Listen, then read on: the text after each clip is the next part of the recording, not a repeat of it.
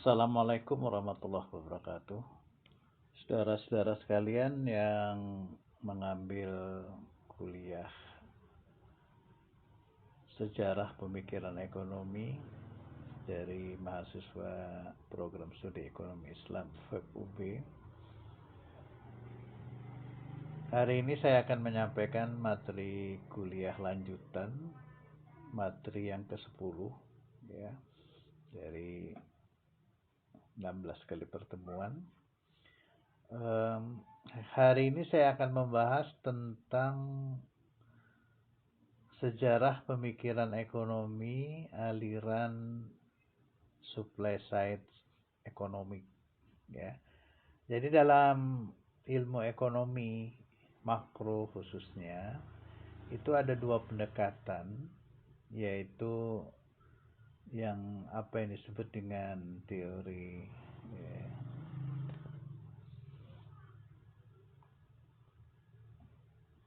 demand side economic, dan yang satunya lagi adalah supply side economics. Baik, kita akan mulai apa yang dimaksud dengan pendekatan supply side economic ini.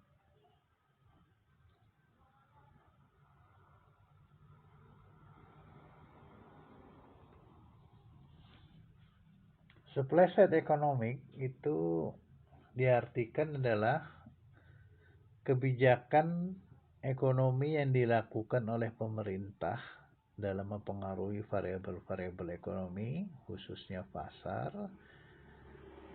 dengan tujuan adalah menurunkan biaya produksi, ya, meningkatkan efisiensi, produktivitas, dan kompetitif di pasar internasional untuk barang-barang ekspor, serta menekan inflasi. Supply side dari kata-katanya supply ini artinya adalah kebijakan yang lebih banyak diarahkan pada sisi supply, ya, agregat supply.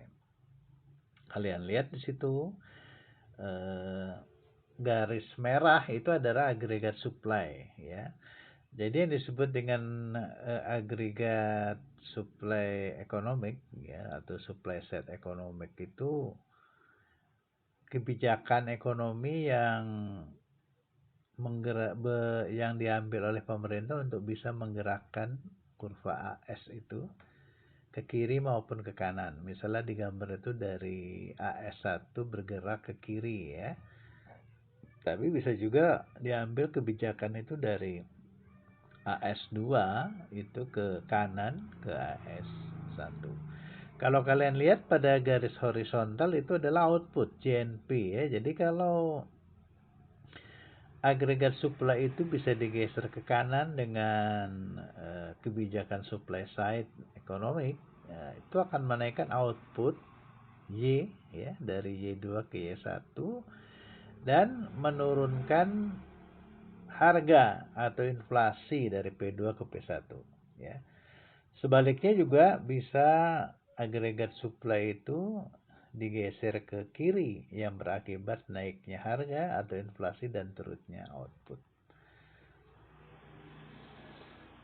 Ini adalah gambaran, ya. Di sini warna biru itu adalah agregat supply, ya, agregat. Nah, kalau yang tegak lurus itu adalah asumsi yang dipakai di dalam model Keynes. Dalam model Keynes itu jangka pendek agregat supply itu dianggap fix, ya, makanya dia garis lurus, tegak lurus dengan sumbu horizontal.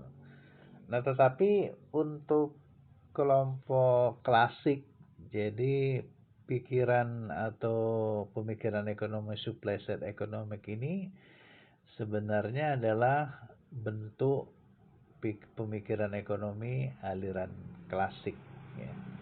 Aliran klasik. Klasik, neoklasik itu semuanya sebenarnya pendekatannya adalah supply side economy. Cuma Keynes itu yang pendekatannya demand side economic, ya. Oke, terus. Nah, ini adalah bentuk-bentuk kebijakan yang bisa diambil untuk mempengaruhi agregat supply, ya. Nah, ini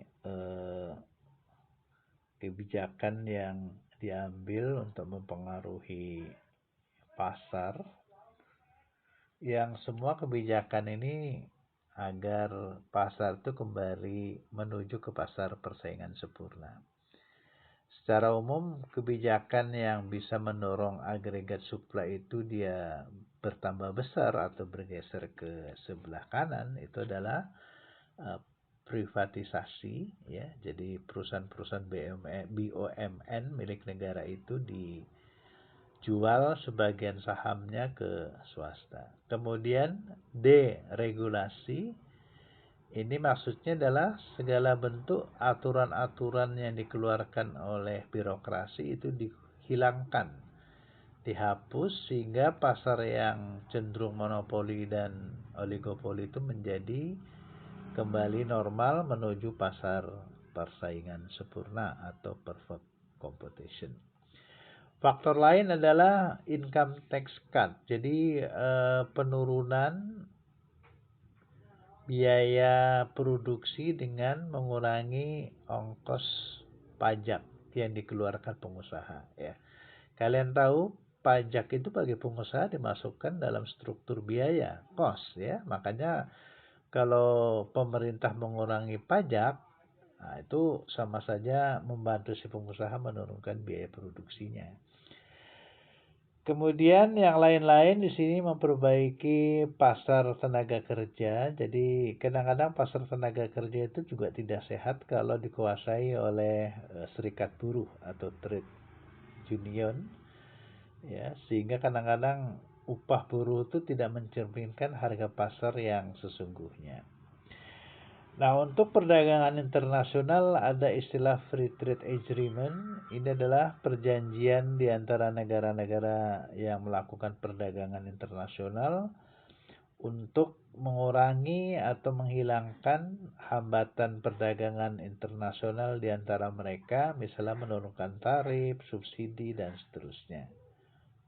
Ya.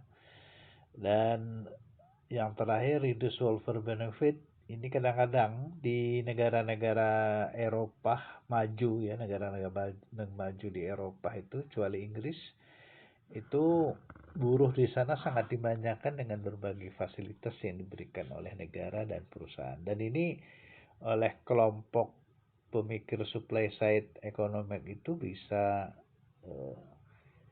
menurunkan atau menaikkan biaya produksi.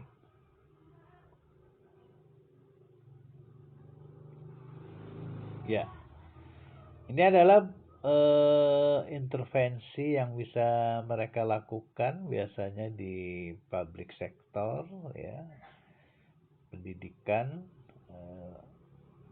training politeknik, suplai rumah murah, dan bantuan untuk asuransi kesehatan. Ya. Nah, secara garis besar ini adalah kebijakan yang diambil oleh para ekonom penganut aliran supply side economic ini, ya. Mereka itu paling suka menurunkan tingkat pajak, kemudian membuat buruh itu lebih fleksibel upahnya maupun mobilitas. Artinya dia bisa berpindah satu industri ke industri lain, tidak mengalami kesulitan karena memiliki skill yang cukup baik. Kemudian yang penting juga adalah mereka selalu menginvestasikan untuk pendidikan dalam rangka menaikkan skill dan pendidikan buruh, ya. Pemikiran mereka itu kalau buruh itu skillnya tinggi dan edukasinya bagus, itu akan membuat produktivitasnya meningkat, sehingga pada akhirnya produksi meningkat. Kemudian deregulasi pasar. Banyak harga pasar itu tidak menunjukkan harga yang sesungguhnya karena ada subsidi, pajak, dan seterusnya. Apalagi kalau monopoli, ya, atau lebih-lebih kalau monopoli itu dilakukan oleh perusahaan negara. Orang-orang ekonom dari aliran pemikiran supply side economic ini menghendaki agar monopoli perusahaan negara atau BUMN itu dikurangi sehingga tidak terlalu mengganggu kesetimbangan dalam pasar. Yang lain, mereka menginginkan agar ketidaksempurnaan dalam pasar tenaga kerja, terutama akibat tekanan dari serikat buruh ya. Jadi di negara-negara barat, di negara-negara yang maju itu kebanyakan serikat buruhnya begitu kuatnya, sehingga yang mendikte upah itu bukan pengusahanya, tapi justru serikat buruh ya. Dan pengusaha tidak bisa menolak, sebab kalau mereka menolak konsekuensinya di boykot, mogok, pabriknya bisa nggak jalan ya. Nah ini kadang-kadang tidak sehat, kadang-kadang upah buruh yang ditetapkan serikat buruh itu terlalu tinggi, tidak sesuai dengan produktivitasnya. Harusnya kan kalau menurut teori mikro, upah buruh itu harus sama atau ekuivalen dengan produktivitasnya, ekuivalen dengan marginal productivity of labor. Ya, tetapi dalam kasus di mana buruh kuat itu kadang-kadang tidak sesuai, itu upahnya lebih tinggi dari marginal productivity of labor-nya. Makanya akhirnya pengusaha mengikuti tekanan serikat buruh itu, tetapi konsekuensinya mereka menerima tenaga kerja lebih sedikit. Akhirnya pengangguran meningkat. Makanya kelompok supply side ekonomi ini menginginkan peran serikat buruh ini tidak boleh terlalu kuat ya, yang normal. Kemudian juga memberikan insentif untuk perusahaan-perusahaan yang mulai masuk dalam pasar ya, yang mulai startup. Dan yang terakhir itu umumnya memang mereka fokus ke bagaimana infrastruktur ekonomi seperti jembatan, jalan raya, jalan tol, pelabuhan laut, bandara ya, pembangkit listrik. Nah, itu ditingkatkan, dan yang bertanggung jawab tentu adalah negara karena swasta tidak mampu. Kalau infrastruktur ekonomi ini bagus, termasuk juga jaringan internet, jaringan pasar ya dan lain sebagainya, maka produksi barang itu gampang mengalir ke sentra-sentra konsumsi atau pasar, atau pindah dari satu sentra produksi ke luar negeri misalnya untuk ekspor ya. Baik. Jadi memang ada perbedaan antara supply side dan demand side ya. Jadi saya ceritakan kalau demand side tadi itu fungsi utamanya peran pemerintah itu adalah menggerakkan agregat demandnya, agregat supplinya dibiarin tetap gitu ya. Dan memang tujuan utama kalau demand side itu adalah mengurangi pengangguran. Dan itu sering juga disebut demand side ini Keynes economics. Jadi teori Keynes, Y sama dengan C plus I plus G plus X minus M itu adalah Keynes economic, itu adalah demand side economic ya. Nah yang kita jelaskan hari ini adalah supply side economic ya, pemikiran kaum klasik. Jadi Adam Smith CS neoklasik itu sebenarnya pendekatannya supply side economics ya. Makanya salah satu ekonom klasik yang terkenal itu ya Sayles, dia mengatakan supply creates demand. Jadi yang menciptakan demand itu supply, makanya supply itu yang penting ya. Nah dalam pendekatan supply side economics ini intinya mereka menginginkan ya aktivitas ekonomi itu bisa bergerak secara maksimum ya, dengan bantuan paling utama itu adalah pemerintah menurunkan biaya pajak yang dibebankan kepada produsen itu. Dengan menurunkan pajak ya, pajak yang harus dibayar pengusaha itu nanti menyebabkan biaya produksi menjadi rendah. sehingga barang yang diproduksi lebih banyak. Itu logiknya itu seperti itu. Makanya kenapa mereka sangat menekankan lower taxes itu. Ya. Kemudian dia juga menginginkan agar kekuatan-kekuatan yang mempengaruhi pasar, terutama produksi, ya, investasi dan penciptaan lapangan kerja itu dibiarkan berjalan apa adanya, tidak diintervensi oleh negara. Nah, terakhir pada tahun 80-an, ya, sebenarnya sejak tahun 95, dunia Barat, Amerika CS, Eropa Barat atau Uni Eropa, Jepang, Singapura, Australia itu menerapkan konsep pemikiran supply side ini sebagai pengganti pemikiran Keynes. Kalau Pak Keynes itu adalah pendekatannya demand side economics. Nah, maka sejak tahun 80-an, ya, tepatnya tahun 90-an, itu negara-negara kapitalis barat, ya, negara-negara penganut paham liberal di barat, pemimpinnya Amerika itu, mereka menggunakan pendekatan supply side ini. Dan kemudian pemerintah Amerika dengan kekuatan hegemoninya memaksa semua negara-negara, terutama negara berkembang yang masuk di Asia, Afrika, Amerika Latin, untuk mengikuti pemikiran supply side economic ini. Nah, langkah pertama tahun 95 itu mereka kumpulkan semua kepala negara di Washington, terus setengah diancam kepala negara itu oleh Presiden Bush waktu itu untuk menandatangani yang disebut Washington Consensus, ya. Inti dari Washington Consensus ini adalah aturan yang harus diterapkan setiap negara di dalam mempraktikkan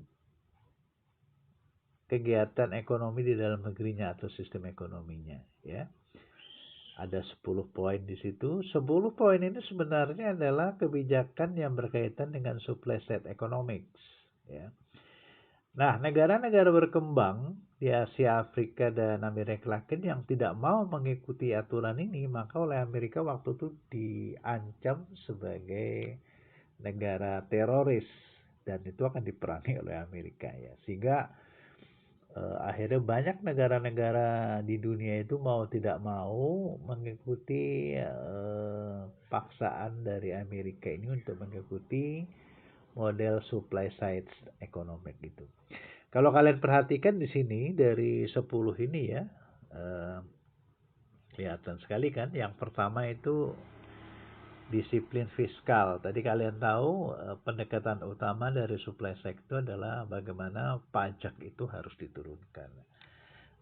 Kemudian reorientasi public expenditure. Jadi maksudnya begini, selama ini negara-negara berkembang itu public expenditure-nya lebih banyak diarahkan untuk menaikkan kesejahteraan rakyatnya, terutama penduduk miskin. Nah, maunya orang-orang Amerika dengan Washington Consensus ini adalah orientasi itu dirubah. Sekarang public expenditure itu diarahkan untuk membangun infrastruktur yang mendukung investasi, terutama investasi asing, ya. Jadi mereka menginginkan APBN itu dananya lebih banyak dibuatkan jalan tol, bandara, pelabuhan, pembangkit listrik, yang itu mendukung masuknya investasi, khususnya investasi asing, ya. Kemudian kebijakan tax reform ini sudah terkait dengan nomor 1. Kemudian juga perbankan, dunia keuangan, mereka inginkan agar suku bunga itu sepenuhnya mengikuti model ekonomi pasar uang, ya. Ekonomi pasar uang, kebijakan ekonomi pasar uang yang liberal. Salah satu tuntutannya itu adalah bank sentral itu tidak boleh lagi di bawah negara atau pemerintah. Dia harus menjadi lembaga yang benar-benar independen, sehingga dia bisa menentukan supply demand of money itu seenaknya bank sentral itu ya, sehingga interest rate bisa diatur. Kalian tahu interest rate itu terbentuk adalah interaksi dari supply dan demand of money. Selama ini supply of money itu diatur oleh negara, pemerintah. Nah, sejak tahun 80 90-an itu, semua negara berkembang dipaksa Washington untuk menerapkan undang-undang bank sentral baru, di mana suplai uang itu sepenuhnya dikendalikan bank sentral, ya, supply of money itu, dan itu terlepas dari pengaruh negara. Nah, makanya hampir semua negara bank-bank sentral di dunia pada hari itu sebenarnya sudah sangat mandiri, tidak dipengaruhi oleh pemerintah, termasuk Bank Indonesia ya. Sejak tahun 2000-an itu, 2002 itu ada, kalau nggak salah, ada undang-undang bank sentral itu. Dengan undang-undang itu Bank Indonesia itu benar-benar terlepas dari cengkeraman pemerintah. Jadi ya terserah saja berapa jumlah uang itu beredar, berapa tingkat bunga yang beredar di Indonesia, itu yang menentukan Bank Indonesia, bukan pemerintahan Jokowi misalnya, atau pemerintahan SBY di masa lalu ya. Kemudian untuk perdagangan internasional, mereka menuntut nilai tukar exchange rate itu dengan pendekatan competitive exchange rate. Kalian tahu ada fixed exchange rate, ya kan? Ada floating exchange rate. Floating exchange rate itu yang exchange rate-nya sepenuhnya ditentukan oleh supply and demand daripada valuta asing. Kita sudah melakukan itu ya di negara kita. Kemudian liberalisasi perdagangan. Intinya itu adalah mereka memaksa semua negara berkembang itu membuka pasar dalam negerinya. Semua barang dari negara manapun boleh masuk, nggak boleh dihalangi dengan tarif, subsidi, dan macam-macam. Dan sebaliknya juga barang-barang ekspor mereka akan diizinkan masuk ke berbagai negara. Openness to DFI. DFI ini singkatan dari Direct Foreign Investment, investasi asing langsung, jadi PMA itu ya. Mereka menuntut negara-negara berkembang itu supaya membolehkan perusahaan-perusahaan multinasional itu masuk ke negara-negara itu tanpa lagi dihalang-halangi. Kemudian privatisasi ini adalah kebijakan yang menginginkan semua perusahaan negara itu sahamnya dijual ke swasta. Jadi status kepemilikan negara dalam BUMN itu akhirnya menjadi kecil ya. Kemudian deregulasi ini menghapus aturan-aturan yang berkaitan dengan pasar ya, kepres, perpres, keputusan bupati, gubernur yang mengatur pasar, mekanisme pasar itu harus dihapus kalau itu mengganggu ya mekanisme supply demand di pasar. Dan yang terakhir, mereka menuntut agar negara-negara berkembang itu melindungi hak cipta, copyright atau hak paten yang dimiliki oleh negara-negara maju. Ya, contohnya seperti produk-produk Microsoft, Google ya, itu kan kalau di negara berkembang kita hanya membajak dan tidak membayar propertinya, property right. Nah, ini oleh Amerika dituntut supaya mulai hari itu, mulai tahun 95 itu mereka harus mengikuti. Jadi begitu dasar pemikiran dari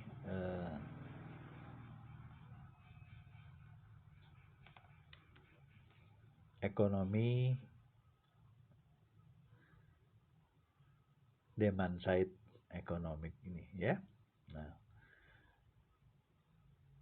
Nah kemudian ini adalah contoh-contoh kebijakan supply side-nya ya.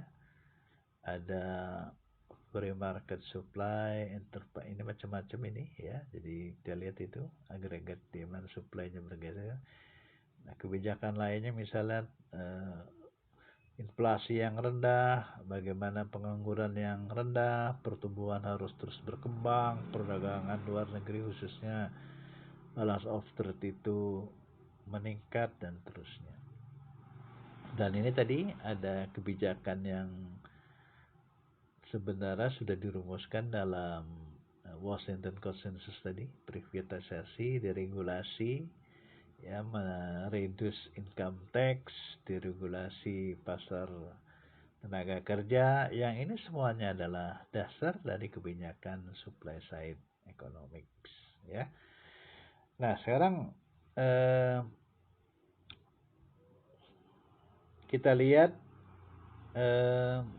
bagaimana di negara kita, ya.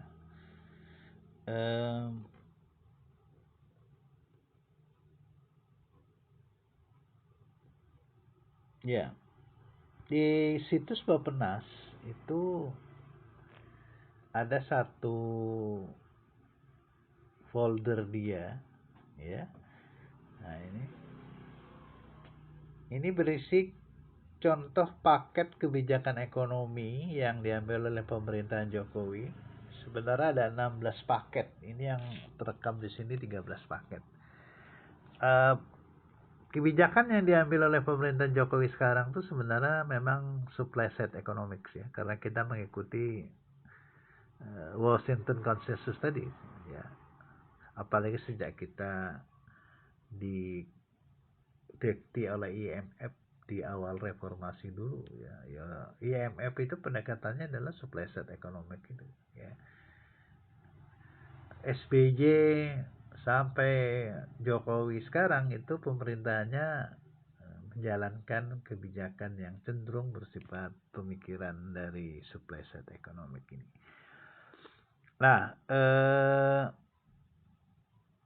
ya, ini contoh bagaimana kebijakan ekonomi yang diambil oleh pemerintahan Jokowi, ya. Intinya tadi memenuhi poin-poin yang menjadi basic kebijakan supply side economic tadi, khususnya yang berkaitan dengan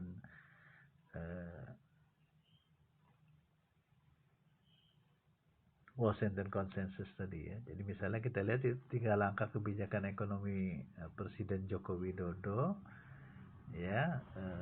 Yang pertama itu mendorong daya saing industri nasional melalui deregulasi, dan seterusnya. Ini kan kata-kata yang sudah kita ungkap tadi, ya, sebelumnya di dasar-dasar kebijakan supply side itu. Nah, kemudian yang kedua, mempercepat proyek strategis. Ini maksudnya membangun infrastruktur itu, ya. Nah, nomor 3 juga sama. Jadi memang nggak jauh dari tadi, ya. Nah, yang terakhir itu adalah ketika terjadi kondisi darurat gara-gara corona, ya. Corona itu. Nah, gara-gara itu banyak sektor ekonomi yang berguguran. Ini kalau kalian lihat, ini sektor ekonomi yang potensi mengalami kerugian besar yang di lingkaran merah tuh makin tua tuh makin besar. Jadi yang paling rugi itu memang turisme dan traveling, ya. Terus perusahaan penerbangan, otomotif dan seterusnya. Nah, sedangkan industri yang sangat berpotensi itu adalah yang warnanya hijau tua itu. Adalah industri yang berhubungan atau bisnis yang berhubungan dengan medical supply. Misalnya bikin masker, ya, APD atau alat pelindung diri dan seterusnya. Industri internet juga masuk dan pertanian. Nah, sektor pendidikan itu sebenarnya sekarang termasuk sektor yang banyak potensi rugi, ya. Kita tidak bisa bayangkan sekarang kuliahnya dengan cara seperti ini, ya. Ya bagaimana lagi, ya. Saya tidak tahu kalau misalnya serangan dari wabah ini sampai 3-4 tahun, ya bisa dibayangkan bagaimana kuliahnya baru begini terus, ya. Oke, mudah-mudahan tidak, ya. Nah, Presiden Jokowi kemudian mengambil kebijakan-kebijakan yang intinya itu adalah mendorong pertama itu daya beli masyarakat, yang kedua itu mendorong agregat supply, pengusaha terutama UMKM itu bisa hidup lagi, ya. Eh, nah, memang yang menjadi fokus itu adalah masyarakat miskin. Sebab kalau yang menengah atas tuh nggak perlu ditolong, dia sudah banyak duitnya ya. Bahkan orang-orang kaya di Indonesia sudah pada larian ke Singapura, ya, sembunyi di sana mungkin merasa lebih aman ya. Nah, jadi kalau kita lihat kebijakan yang diambil tadi untuk menaikkan daya beli masyarakat, itu diberikan sembako murah, listrik dicabut subsidinya ya, dan diberi kartu kartu kerja dan seterusnya. Ini intinya menaikkan daya beli masyarakat. Sebab kalau daya belinya naik nanti konsumsinya naik. Nah, kemudian bidang kesehatan ini otomatis ya, karena sekarang itu wabah ini luar biasa.